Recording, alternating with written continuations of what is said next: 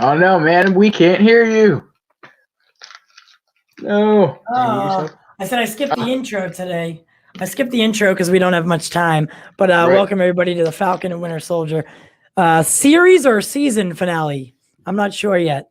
But we are here on YouTube, and we'll be here for the next about 20 minutes. And once we switch, once the episode drops, we'll switch exclusively to Twitch and Periscope. So make sure we'll switch to Twitch. Switch to Twitch, baby. Switch to that was a hard one to say.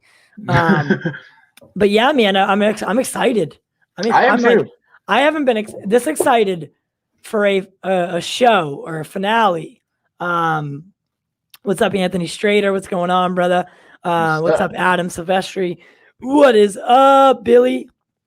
Yeah, I haven't been this excited in a long time for a finale or for a show. With the WandaVision finale, I was excited for a different reason. I thought there was going to be some fucking hidden cameo that, yada, yada, whatever. Right. So, and then we got let down. For me, I this is definitely, it's not at the excitement level, but it's pretty high up there. Last show I was excited for was Mandalorian season finale. That one I was like, heard, and that delivered. Ooh. If any show ever delivered on a finale, especially like a big finale, it's The Mandalorian, right? Because that season 2 finale wasn't just your typical run-of-the-mill finale. It was, kind of the lead up of a 2-season arc with Grogu. I'm really interested to see like if Baby Yoda or Grogu, quote unquote, will be a part of the series going forward. Like, is that just like he's gone now? Or is it's a weird thing because obviously the show is called The Mandalorian. Right. It's not called Grogu. But it's, Grogu and the Mandalorian are just like they're supposed to be together, you can't separate those two. So I don't know. I don't know what they're going to do if he's going to like be I don't know if they're going to follow him in a little separate side story and then the two meet later. I don't know. But you definitely can't get rid of Grogu. I don't think you can just off him like that. He's people love that little baby. Really, man, they really do. So I mean, what are your kind of like switching gears here over to the Falcon and Winter Soldier? Yes. So what do you think is gonna what are your expectations? What are your hopes? I mean, we'll get into it a little bit further, like about like if someone's gonna die, if yada yada. But what are your hopes and expectations for tonight's show? I'm just hoping for a nice, solid wrap up. Last week's episode really, really did a phenomenal job. To me, and I said it last week, it almost felt like the finale to me. And so they did they did a great job wrapping up a lot of storylines. So now I just want to see, all right, who's the main villain? Is it these Carly and these and her little group, or is there somebody else? And wrap that up nicely, and I think I'll be happy. Hell yeah. I mean, it's nice because I'm not expecting Doctor Strange this time. I'm really not expecting any cameo. I don't know if you guys can see it. But I got my what the hell? Your night. Oh! There it is. Your cat button. America pin. There you go. obviously I got this thing on my body. It's a tattoo. There you go. Then I got my shirt.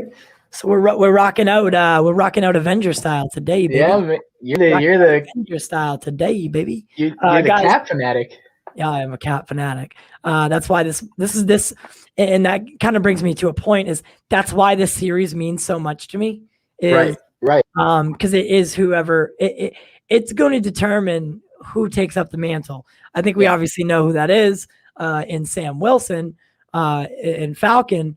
But that's why it means so much to me. The Captain America mantle and the character itself, mostly Steve Rogers, obviously, but the character means so much to me on a personal standpoint that I'm a little bit more, more invested in it than I guess some people would be. But Cap, the mantle itself, the symbolism of hope, the American dream and a shield, that's what really does it for me. And I really do like what Anthony Strader says here is I have a feeling we will see set up for the Thunderbolts. And I've been saying that for a long time where Super Soldier Serum is typically follows General Ross. Yeah. It's his life's work to try to recreate the serum in order to breed super soldiers, literally an army of super soldiers.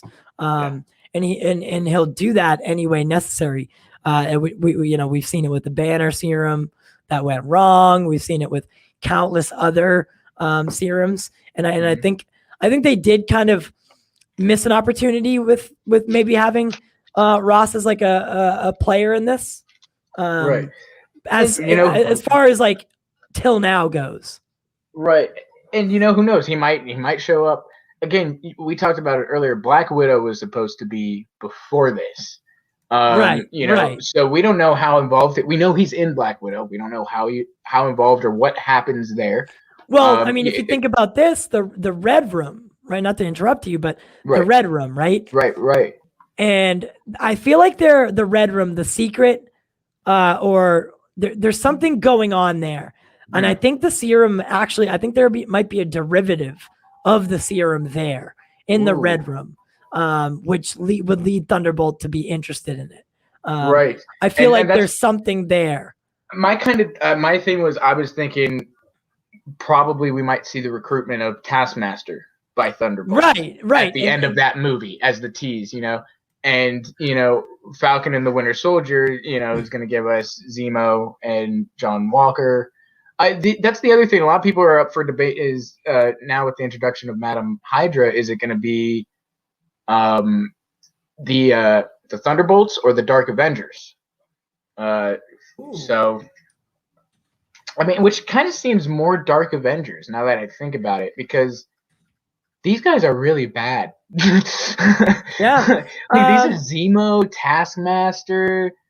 John Walker isn't the best person. I would think if I was going to recruit anyone, it would be John Walker, Zemo, Taskmaster. Right. That's right, Anthony. Who else would I recruit as of now? Damn. It'd be kind of cool to get even though I know Spider-Man has the Sinister Six, to get Vulture in there or something like that. I was gonna say Vulture. I was gonna say Vulture, Marvel would honestly. do. Yeah, I was gonna say that, but I'm not sure if they would go that route simply due to then you would have to talk to Sony about allowing that character to be in a different movie, yada yada. It'd be cool if they kept Crossbones alive. Crossbones would have been a cool character to be on that team. I agree, wholeheartedly agree that Crossbones would have been a great addition to that team. Not only would it bring another Captain America style villain in, but it would also bring in someone who has a serious vendetta. Not just, Zemo has a vendetta against super soldiers, thus his vendetta with the Avengers, right? Right. It's subsequent though. Then Taskmaster, really not sure what his or her motivations are. And I say his or her because I do think that they're going to change the background and it's going to be a woman. I think whoever leads the Red Room is going to be Taskmaster or will be pulling the strings for Taskmaster. And that's how it's going to play into Black Widow. I mean, Taskmaster is usually a what villain is he usually for? He's usually an Avengers villain. Is it an Avengers villain? He's an Avengers villain. I thought it was kind of weird to kind of like do it in a Black Widow movie, but I can kind of see why they did it because, you know, with the human aspect of it, and like, yeah. So I feel like in order to they almost like had to nerf Taskmaster because it wouldn't really make as much sense if it was the other way, because Taskmaster doesn't usually have powers, I don't think. Right. And like you said, I think that'd be cool. See, Ghost, that's one that would, Ghost. Yeah. Her character, and Abomination would definitely. And I don't think that Ghost got enough time to deservingly do what she needed. She's definitely a character that people just throw away. And I think they mentioned they wanted to bring her back. Yeah, that they were going to do more with her, I think they've said. So I hope so. I really do. Because she was a very interesting character. And that probably the most interesting part of Ant-Man and the Wasp for me. You think so? Wasn't not crazy about the Ant-Man movies. Yeah, I'm not. The second Ant-Man movie, the only good scene about the second Ant-Man movie was the after credit scene. And it tied into Infinity War. I was like, okay, that's what I was waiting for. Thank you. Could you just give it at me in the first 10 minutes so I could have left? Right. The first one with that end scene where they're like, you know, fighting on the little mini train set. That was pretty cool. I was like, okay, this is cool. But other than that, I think Ghost would be a good one. But I think like you mentioned earlier, that's a really good theory. And I like what if the Red Room has some type of serum, you know, as well. And what if that leads, you know, Taskmaster to taking it, and him, you know, might be evening out the odds a little bit against him in the future Avengers. Yeah, for sure. And Taskmaster, and I think that, but again, I think Taskmaster is going to be either a former Red Room like participant, you know, like a Black Widow program participant, or she'll be the leader of the Red Room. And I forget the lady's name, but I don't think I see it being a guy. I just, what's the gripe there? What's the gripe against Black Widow? Unless it's like maybe something that had to do with their past and they came in, you know, Black Widow had to take him out or something back when he was not Taskmaster.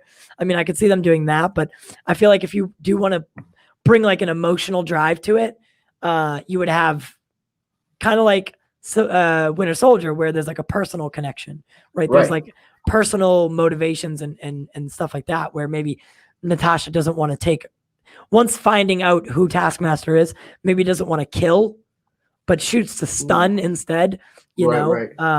But who knows? And that could leave the door open. If she's not shooting to kill, then that could leave the door open for the Thunderbolts, or the addition in the Thunderbolts. So, because, you know, Black Widow's prequel, prequel. No, Black Widow's a prequel to Endgame is what I meant to say. Sorry, confusing. Black Widow's a prequel to Endgame. So by the time Endgame happens, Taskmaster is either dead or alive, right? Depending on the events of Black Widow. So we don't really know where that goes yet, but we'll know a little bit more after Black Widow. So which do you think? Cool. Do you think we're going to see Zemo tonight? Do you think we're going to see Zemo again in this series? I hope so. I really do. I hope we get some Zemo. I think it's not. I think it was too much of a happy ending almost. Not a happy ending, but like I agree. It was too up in a bow. Right. You know, like oh, perfect. They're just going to take him to the raft. Zemo. Yeah. Right. He's just going to give himself up like that. Be cool and yeah.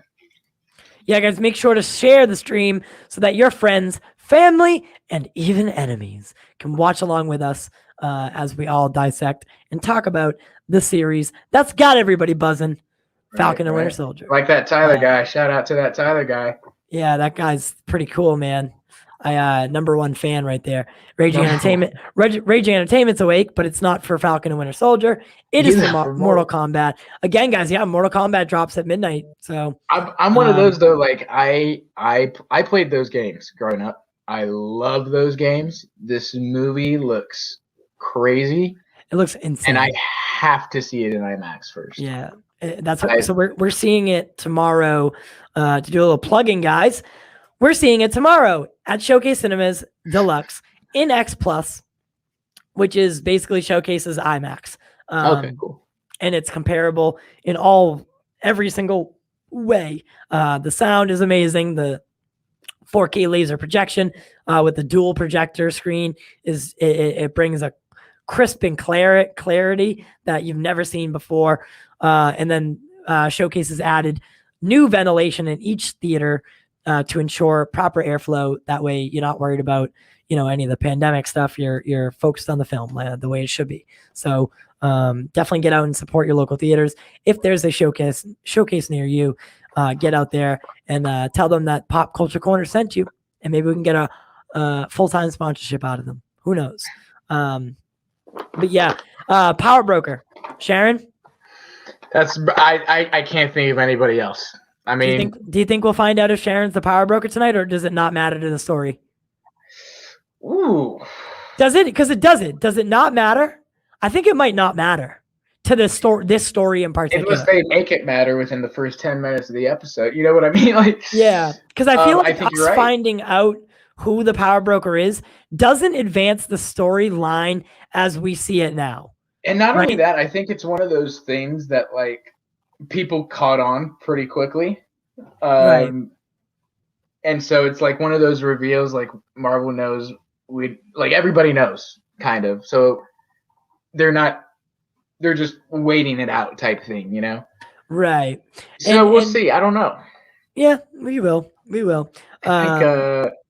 I think it would be an interesting turn, if she went full bad guy. Yeah, that would definitely that would intrigue me a lot. I don't think she would go full bad guy. I think she would have the elements of Sharon Carter that we're used to. We would just find out that she's been up to, she's been and I don't think that she's a bad guy, so to say, even if she is the Power Broker. It's just she was exiled from the United States. She's on the run and she's making a name for herself and she's starting a life somewhere else. She was under the pretense that she was never going to be allowed back in the United States. It wasn't until Bucky and Sam stumbled upon her that she even found a glimmer of hope that maybe she would, be pardoned.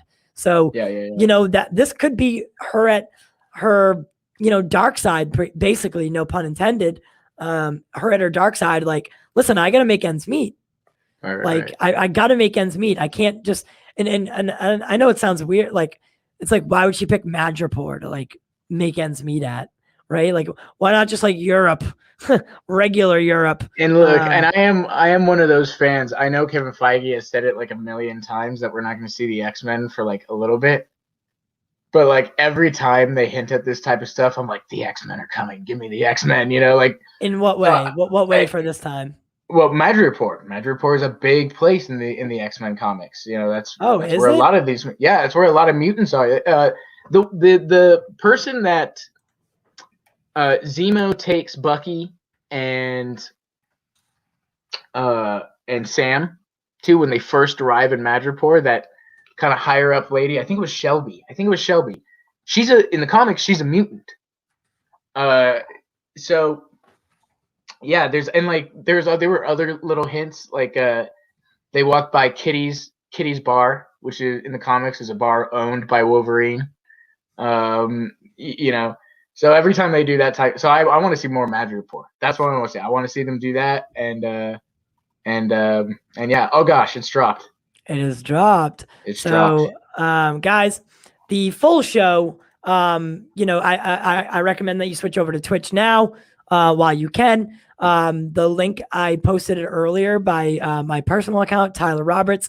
Or if you can't find that, it's Twitch TV / Pop Culture Corner.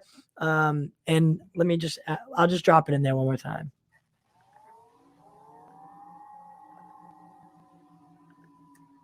Switch to Twitch. Woo!